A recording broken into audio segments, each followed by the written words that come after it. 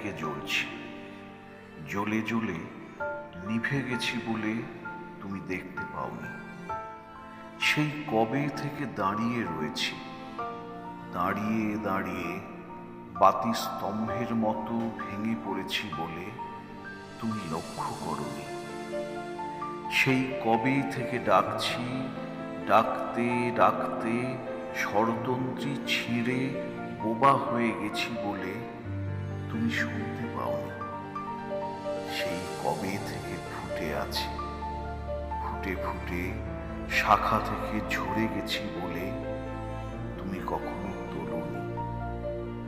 সেই কবে থেকে তাকিয়ে রয়েছি, তাকিয়ে তাকিয়ে অন্ধ হয়ে গেছি বলে একবারও তোমাকে দেখিনি।